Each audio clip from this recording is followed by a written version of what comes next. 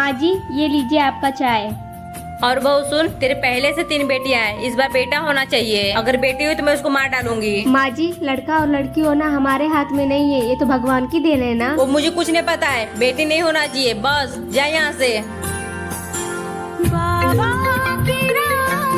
माँ उस डॉक्टर का फोन आ रहा है जिससे भाभी का इलाज चल रहा है। बेटा 1 मिनट रुक जा, मैं बहू को बुलाती हूँ, उसके सामने बात होगी। बहू इधर आ। जी माँ जी। बेटा कॉल उठा और डॉक्टर से बात कर। जी डॉक्टर साहब बोलिए। बधाई हो, आपके भाभी के जुड़वा बच्चे हुए हैं, एक लड़का और एक लड़की। क्या सच में? ठीक है डॉक्टर साहब। बहू देख, तेरे जुड़वा बच्चे होने वाले हैं, तू अपना ख्याल रख और जा तू अपने कमरे में आराम कर। ठीक है माँ जी।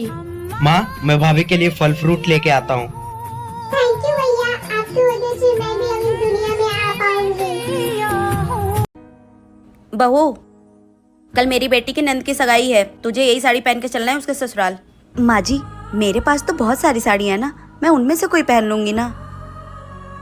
पर माँ जी ये साड़ी बहुत भारी है, ये मैं नहीं संभाल पाऊंगी। मैं एक काम करती हूँ, मेरे पास जो साड़ी है मैं वही पहन लेती हूँ, इसे आप रख लीजिए। हाँ मुझे पता है कि तेरे पास 200 रुपए वाली बहुत सारी साड़ियाँ हैं, लेकिन तू वो सब नहीं पहन कर जाएगी। जितना बोल रही हूँ उतना सुन, यही साड़ी पहन कर जाएगी हमारे साथ। बहू तू क्या चाहती है?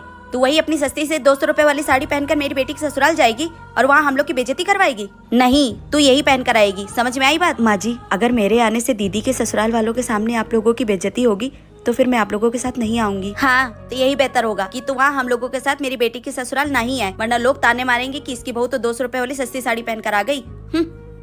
माँ जी मैं गरीब भले हूँ, पर उसका ये मतलब तो नहीं है कि आप लोग हमेशा मेरी बेइज्जती करते रहे। क्या गरीब होना पाप है? आज के बाद तू अपने माँ बाप के पास कभी नहीं जाएगी। लेकिन क्यों?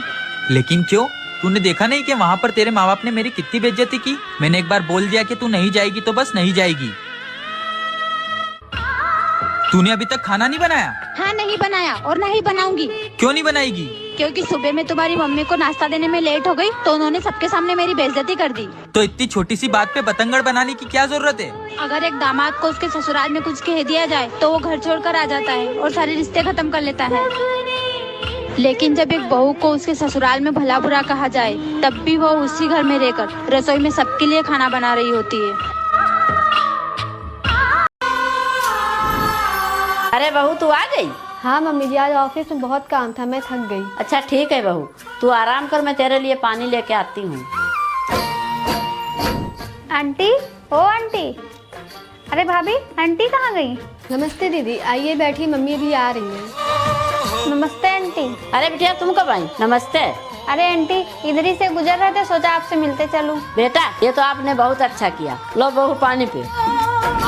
बहू तू थक गई होगी, जा जाके आराम कर जाके। ठीक है मम्मी। अरे आंटी जी ये सब क्या था? क्या चीज बिटिया? आंटी जी आपकी बहू महारानी जी बनी बैठी है और आप उनको पानी ला ला के दे रही हैं। अरे बिटिया मेरी बहू बाहर जॉब करती है, वो थक के आई है, मैंने 1 गिलास पानी दे दिया, उसमें क्या बड़ी बात हो गई। मैं तो 24 घंटा घर पे रहती हूँ, वो ऑफिस जाती है, घर का भी काम करती है, इसीलिए थोड़ा बहुत सहयोग कर देती हूँ। तो भाभी सुनो ना, मुझे वो अपना डायमंड वाला नेकलेस दे दो ना, मुझे पार्टी में जाना है। छोटी वो डायमंड वाला नेकलेस मेरी बहन का था तो मैंने उन्हें वापस दे दिया। जानबूझ के दे आई होंगी ताकि मुझे ना देना पड़े, झूठी कहीं की। मैं भला झूठ क्यों बोलूंगी? बहू। जी माँ जी। कुछ नाश्ता पानी बना दे, घर पे मेहमान आ रहे हैं। माँ जी मैं काम करके बहुत थक गई हूँ, आप सिमरन को बोल दो ना, सुबह से उसने एक भी काम नहीं किया है। अरे वो बर्थडे पार्टी में जा रही है, तू जाके बना दे। माँ जी मैं सच में थक गई हूँ, एक काम करो आप चाय नाश्ता बना दो, मैं खाना बना दूंगी। बदतमीज कहीं की, मुझसे जुबान लड़ा रही है। जब नई नई आई थी तब तो बहुत संस्कारी बनती थी। वाह माँ जी, जब तक मैं आप लोगों की बातें सुनती सहती थी तब तक मैं संस्कारी थी। आज मैंने अपने लिए 2 शब्द बोल लिए तो मैं बदतमीज और बुरी बन गई। जब तक बहू अपने ससुराल वालों की बातें मानती रहे तब तक वो अच्छी है। ये साड़ी कितनी फीकी लग रही है, अगर मैंने जेठानी जी को ये साड़ी दिया तो वो कहीं मुझसे गुस्सा ना हो जाए, बुरा ना मान जाए। देवरानी जी नमक खत्म हो गया, नमक का पैकेट देखा है कहाँ है? अरे आप ऐसे क्यों बैठी हो? वो जेठानी जी। और आपके हाथ में क्या है? वो माँ ने आपके लिए साड़ी भिजवाई थी। साड़ी? मेरे लिए? आपको अच्छा नहीं लगा ना? मुझे पता था, मैंने माँ से बोला था। जेठानी जी बड़े खानदान की हैं, उन्हें ये फीकी सी साड़ी कैसे पसंद आएगी? अरे नहीं देवरानी जी, मुझे क्यों नहीं पसंद आएगा, लाओ दो साड़ी। अरे वाह, बहुत अच्छी है। और वैसे भी घर में ना मैं भारी भारी साड़ियाँ पहन के बोर हो गई थी। ये कितनी प्यारी है, हल्की फुल्की, मैं इसमें आराम से घर के काम कर पाऊंगी। ये साड़ी मुझ पे अच्छी लगेगी ना देवरानी जी? हाँ, आप पे बहुत अच्छी लगेगी। Thank you. देवरानी और जेठानी अगर बहनों की तरह रहें तो ससुराल में कभी लड़ाइयाँ नहीं होंगी। क्या आप मेरी मम्मी, मेरी शादी को 1 हफ्ता होने को आया है, पर इस घर में कोई मुझसे बात नहीं करता। मैं अकेली बैठी रहती हूँ कमरे में। बेटा, शादी के बाद ससुराल में एडजस्ट करने के लिए थोड़ा टाइम लगता है। कोई बात नहीं बेटा, तू चली जाया कर अपनी सास के पास। ठीक है मम्मी, अब से मैं ऐसा ही किया करूँगी। तू ज्यादा चिंता मत कर, सब कुछ ठीक हो जाएगा।